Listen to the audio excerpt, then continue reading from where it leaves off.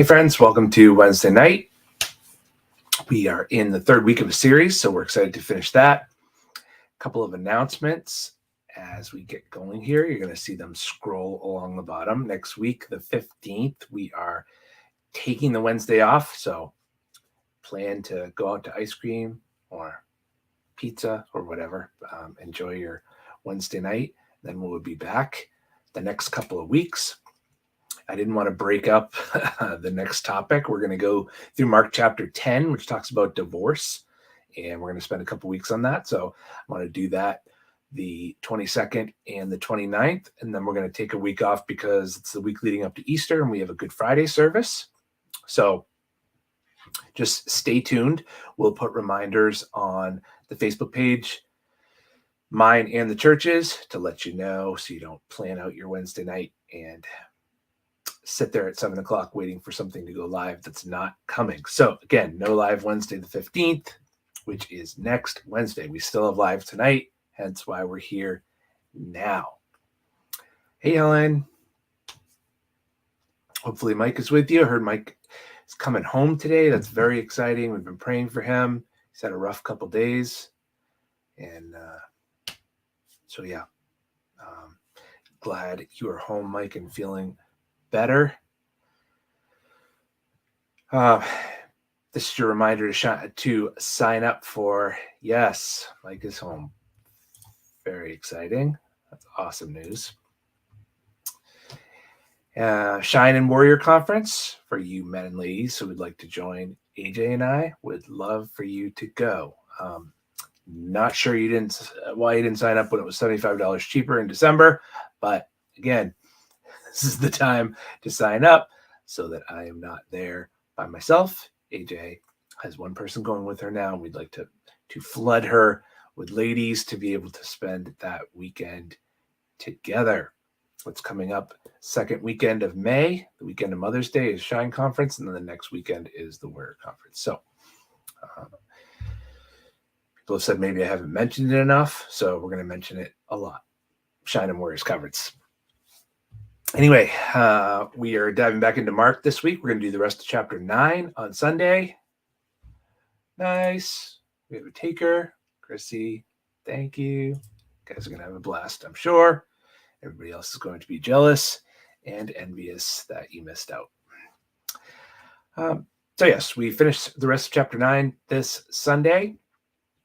So we're excited about that. We're going to be in Mark 8 tonight. I promised you that we would tie this little mini series of going through the motions back to Mark, and tonight was the night you've been waiting for.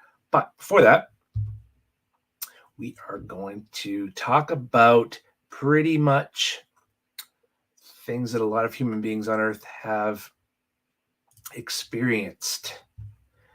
Love this. The receptionist at the dentist office will look you dead in the eye and ask if you're available 4 months and 13 days from now. What I've learned over the years is just say yes. They're like, are you available June 13th? Sure. Just lock me in. And then now what I learned is put it into my calendar so that I don't get a call on June 12th saying, hey, this is just a reminder of your dentist appointment tomorrow and I'm out of state. So yes, but it is funny where they think that we know what we're going to be doing 6 months from now. Let's see. Chasing after a ping pong ball, very dehumanizing. You don't realize you have to crawl under the table, move couches. It is a big deal. Love me some table tennis, but chasing after the ball, very difficult. I like to walk to my gate at the airport to make sure it exists before I get food. Guilty as charged. The first thing I do when I get to the airport is go to the gate, and then I decide how much time I have left to get Starbucks or to get food or to get whatever. It's funny that we do that. Like the gate's actually going to move or disappear. This is another one. Me pretending I need something else at the store until the person moves away from the stuff that I actually need. Yeah, that's for real. Let's see. Don't talk to me when I'm rubbing my eye. I won't hear you. Apparently that's a thing. It's like you can't open your eyes while you're sneezing. You can't rub your eyes and listen at the same time. It's a real thing. That's a real problem. Remember those days when you miss school and you check the time and think, they're eating right now. Oh, it's lunchtime. Yep. How about this? Checking the airplane's wing during takeoff, trying to figure out those little flaps are supposed to be moving like that. Yeah, we've all experienced that. I love the times where I've flown in the winter and you get the announcement that they're just de-icing the plane. It's like, how much ice needs to be removed from the plane to make sure that it still flies? That's what I'm concerned about. But yes, window seats are tough because you get to see the wings and wonder what is going on. When you carry your pet to your room and it walks out, oh, right there. Very sad. Pets do what they want, I've found. Y'all ever notice when you lose the remote, you lose trust in everyone? Are you sitting on the remote? No. All right, stand up then. Yes, very funny. Someone sends you a screenshot, your phone, and maybe you check their battery percentage and the network provider. I don't think that's on there anymore. It kind of is. The network provider isn't, I think, for security purposes, but you can see if they've let their battery slide. Me sweating in bed because I must have a blanket no matter what the temperature. I said I sleep with a comforter year round. Just having this conversation with some friends this past weekend. I sleep with a comforter year round and just adjust the thermostat to make sure that I'm comfortable. It's not for everybody, but it is a balmy 64 or 65 in here right now, and it's beautiful.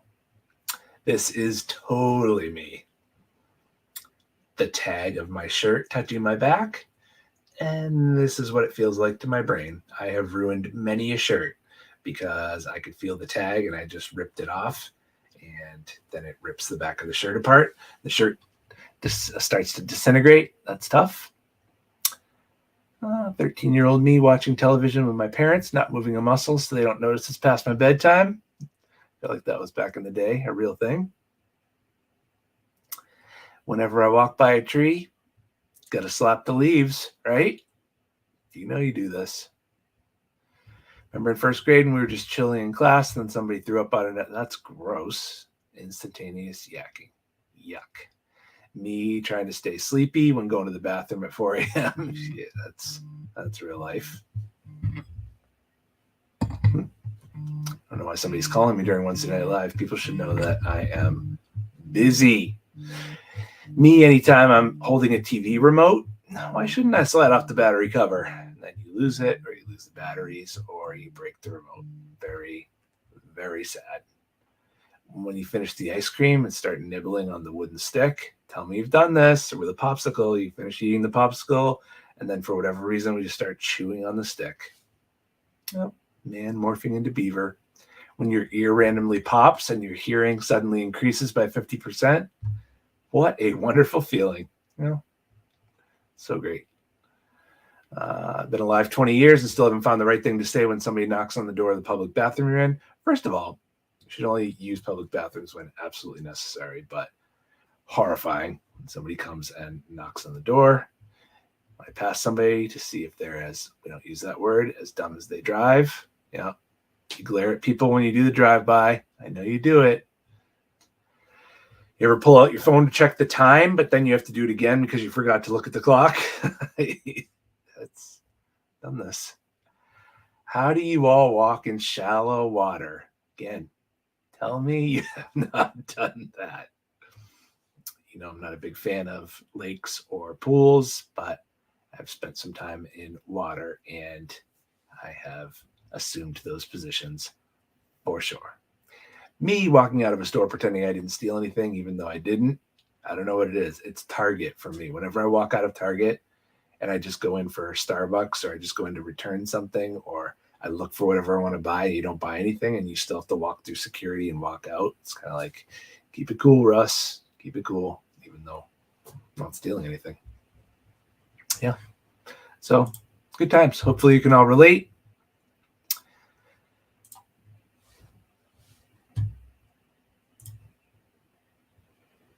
Reverend Brian Spicer, my friend. Jonathan Thatcher, my friend. Appreciate you guys.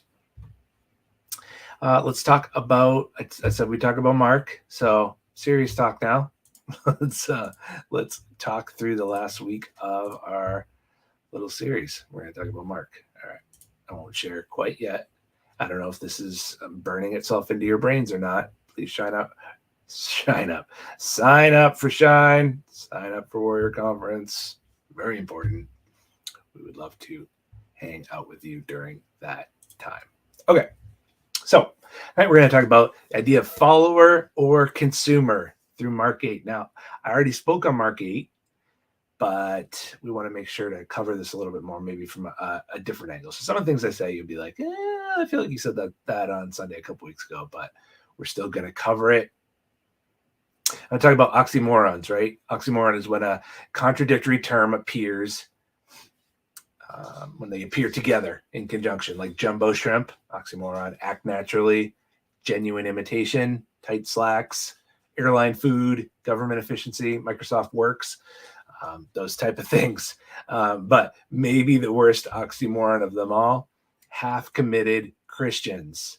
Many people are trying to be half-committed Christians. They want just enough of Jesus to get them into heaven, but not enough to make them radical or a fanatic.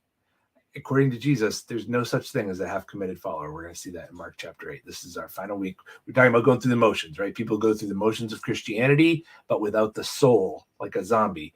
A lot of people go through the motions, but they're missing something. Very little passion in their lives, very little joy, not a lot of soul. And there's some misconceptions that keep people from the real soul of Christianity. So, first week, we looked at how so few people actually understand what it means to be saved by faith. Last week, we talked about how Christian salvation is more than just forgiveness. It's about resurrection power. It's about transformation of our lives from the inside out. Remember, we said it's not just about, hey, suppose you were to die tonight, what would you say to God? It's suppose you were to wake up tomorrow. How is the power of Christ and the Spirit of God living in you going to change the way you approach the day? And so then we're going to look at the biggest misconception today, the idea that you can be partially committed to Jesus. And that somewhat comes with how most of us came to God, or many of us came to God. We came as consumers.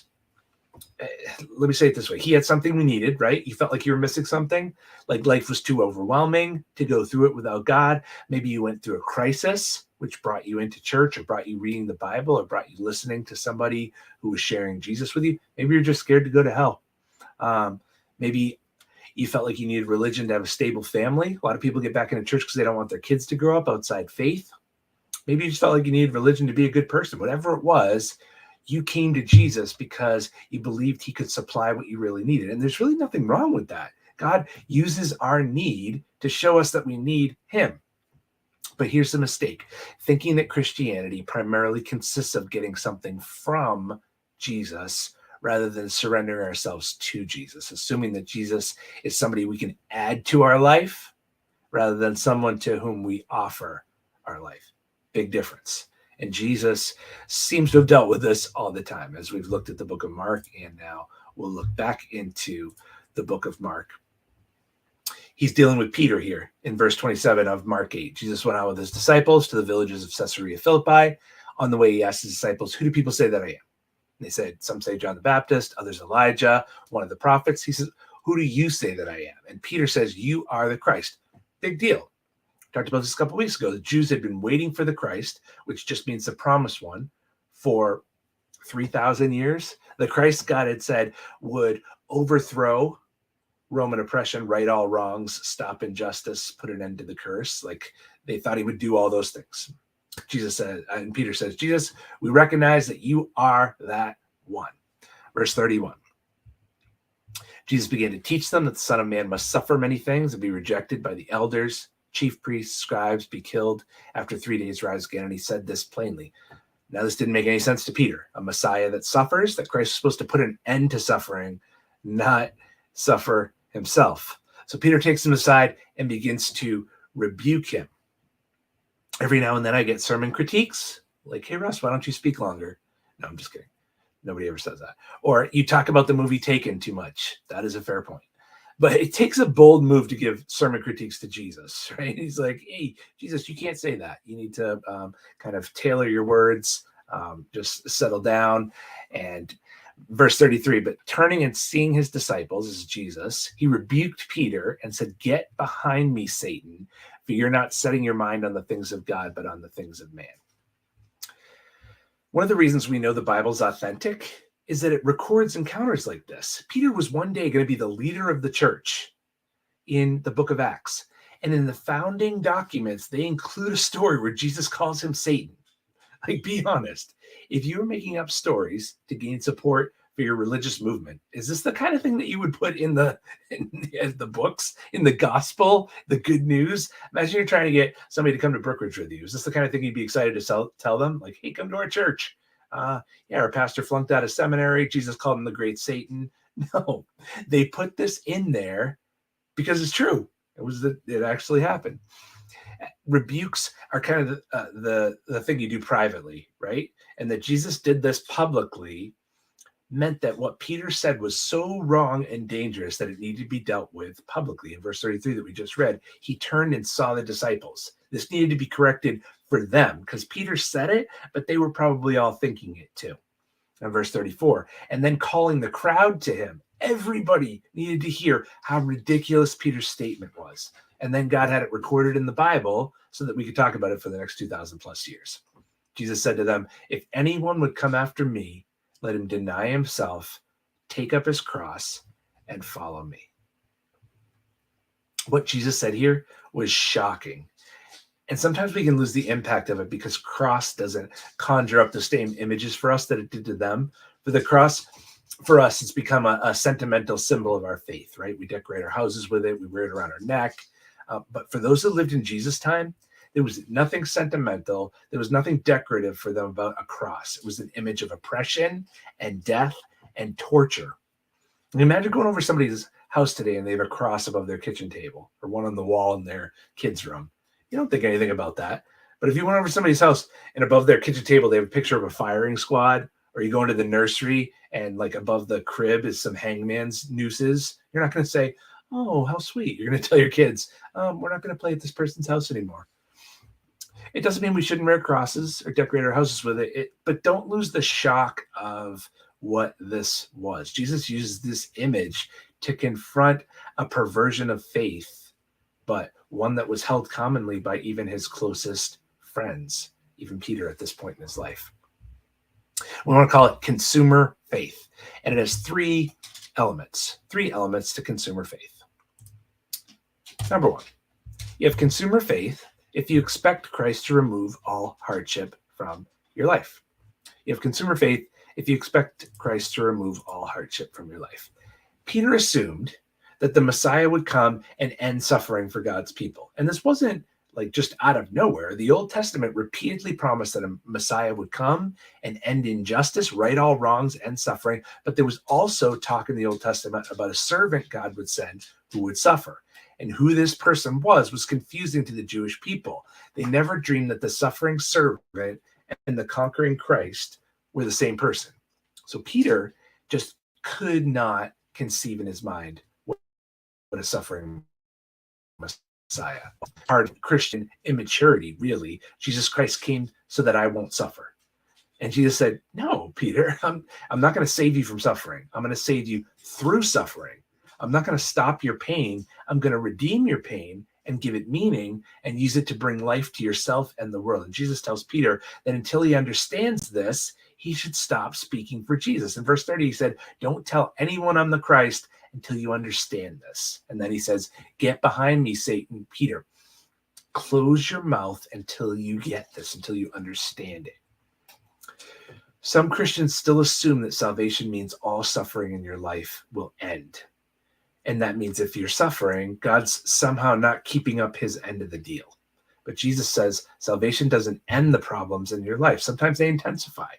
But he says, my promise to you is that in those problems, I'll be working to produce life. And when you find out that he might not remove every problem from your life, you go through a test like Peter did. The question to be asked is, why are you following Jesus? Are you following him because of what you think he can give you? What he can provide for you, or because you believe that he is more valuable than life itself? We all have expectations of Jesus. We don't have the same expectations that Peter did. He believed that the Messiah would come and overthrow Rome, give freedom to Israel.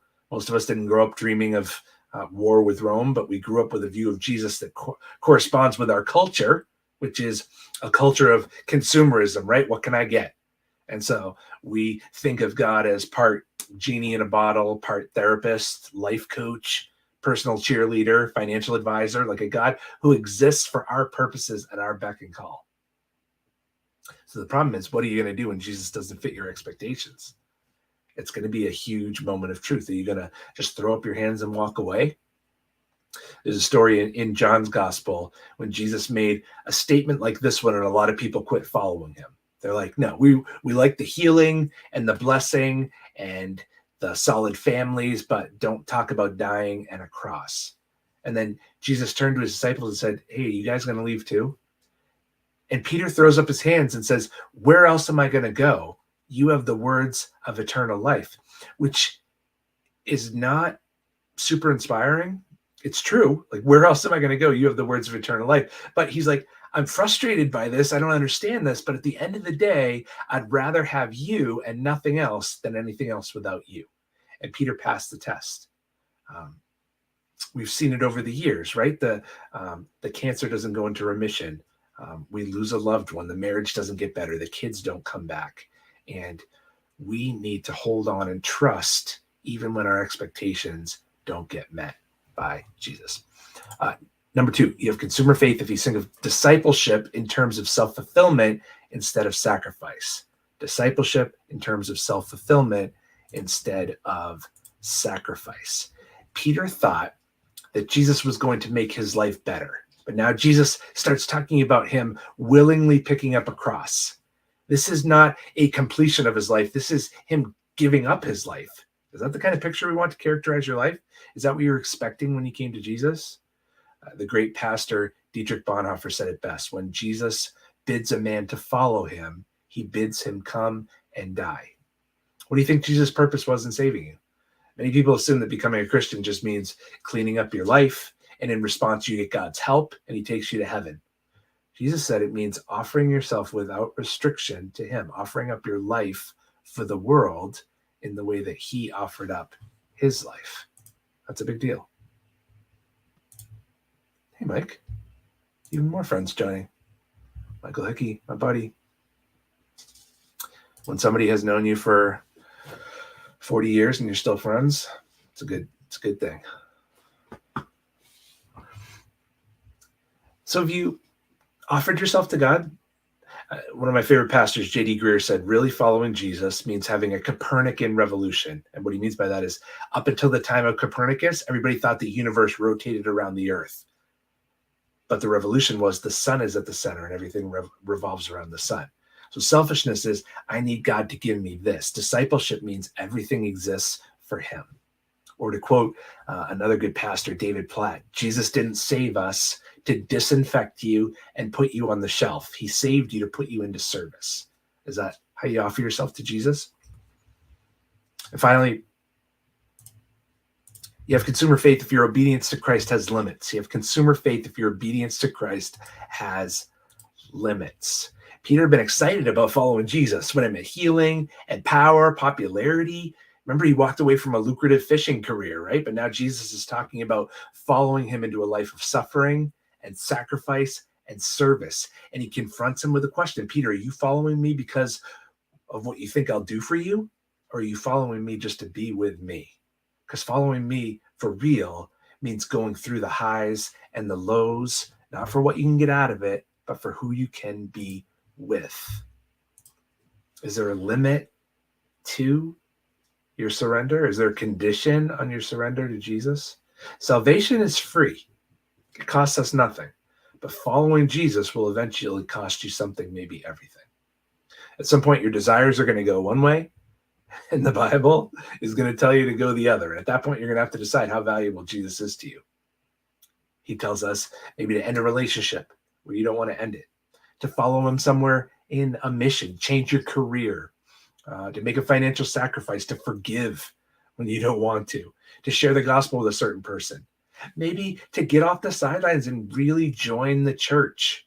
There are some people in other churches, not Brokerage, but for whom church is just a weekend event, right? Jesus was clear that he didn't want you to be a spectator, but he wanted you to be actively engaged in the mission, a member of the church, to belong, to be part of the ministries. So we want to come get religious inspiration on the weekends, but Jesus says you come to serve. At some point, obedience to Jesus is going to take us in a direction that's 180 degrees opposite of what you want. And in that moment, you have to answer the question, did I come to Jesus to get something from him or to offer myself to him? Do I want something from Jesus or do I just want Jesus? Think of it like a blank check. For those of you who are 35 years of age or less, a check is how we used to give money to each other. You fill in, if you take a check and just sign the bottom of it and write a person's name and give it to them, that's a defining moment in your relationship. It's like, I think I know you. You could clean me out if you're not who I think you are, though. The blank check, you write in whatever amount you want and cash it. It's not a gift card. That's not a filled out check. That's what Jesus wants, is a blank check from us where we sign it and say, all I am, all I have, all I ever hope to be. Just like Dietrich Bonhoeffer said, when Jesus bids a man to follow him, he bids him come and die. Why? Why would we do that? Good question. Here's the motivations. And Jesus gives them to us right here in Mark chapter 8. For whoever will save his life shall lose it, but whoever loses his life for my sake and the gospel's will save it. So God brings life through obedience. Sometimes obedience feels like death, but through that obedience, God brings life. The forgiveness you offer is going to restore a relationship and release you from bitterness and anger. The relationship you walk away from is going to open up the possibility for a healthy, life-changing relationship for you and for them. The ministry you engage in or the career change is not only going to bring life to somebody else, but it'll become a renewal of your own faith, or maybe faith in your kids as they watch you. God will take your financial sacrifice and bring life through it, not just through the ministries that you give it to, but in your heart as well. Obedience can feel like death, but it's God's instrument of life. Second motivation, verse 36. What does it profit a man to gain the whole world and forfeit his soul? For what can a man give in return for his soul? You can't hold on to it anyway.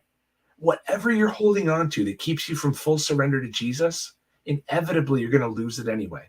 So Jesus is asking the question, what would you hang on to now that would be worth your soul then?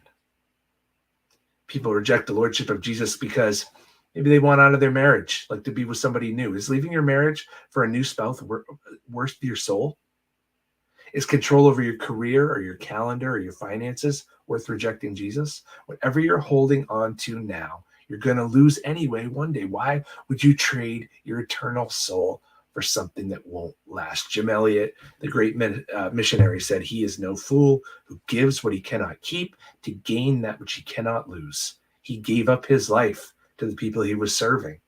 But he said, no fool giving what he cannot keep to gain what he cannot lose. And then in verse 38, for whoever is ashamed of me and my words in this adulterous and sinful generation, of him will the Son of Man be ashamed when he comes in the glory of his Father with the clouds. Other motivation, Jesus wasn't ashamed of us. Jesus wasn't ashamed of you. The irony of this verse is that Jesus should have been ashamed of us, and he wasn't. The cross that he picked up for us was voluntary. He was the only one with nothing to gain and everything to lose. Yet out of love for me and of you and for every other human being that's ever lived, he identified himself with us and he picked up a cross to save us. Is that not a God worth leaving everything for? Peter got it and would later at the end of his life pick up a literal cross. At some point, following Jesus will cost you. Have you given him everything? We complain about things in church like switching service times or nights of small group, or how dare they ask me to serve our kids or to give. Are we even having the same conversation? Jesus is talking about us picking up a cross and we complain about inconvenience. How about the blank check? All I am, all I have, all I ever hope to be, I give to you, Jesus, because you are worth it, because you gave everything for us. That's really hit me this week. Jesus, who should have been ashamed of us, wasn't. How could we ever be ashamed of him? what we're doing matters. The gospel matters. What we're doing together as a church community matters. We have a message that the world needs to hear, that God wants them to hear. There is a hope, there is rescue, there is a family, and we get the chance to carry that message. That's a big deal. So again, no half-committed followers. We are all in. That's the encouragement. That's the challenge. We go all in with us, all in with God in your relationship with him, all in with your relationship with us, and all in the mission to share Christ with the world. Let me pray for you. God, I thank you so much that Jesus was not ashamed of us when he had every reason to be. As we go through the next couple of weeks leading up to our Easter resurrection celebration, remind us of the great cost that you paid for our freedom. And let us be willing to leverage everything we are and everything that we have for you and for the gospel. I thank you that we get to do this together. God, I pray for our Brookridge community. I continue to pray for those who are really suffering health-wise. And I pray for Mike Nicholas that you would be with him, be with he and Helen as they navigate through this. Pray for Brendan that you would be with him. Give the doctors and the physicians that are dealing with them wisdom and grace.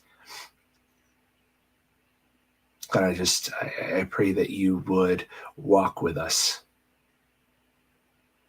Show mercy, show grace, and let us show that same grace and forgiveness to others. We love you and we trust you. Really, really grateful to be able to do this with you. And we'll see you on Sunday morning.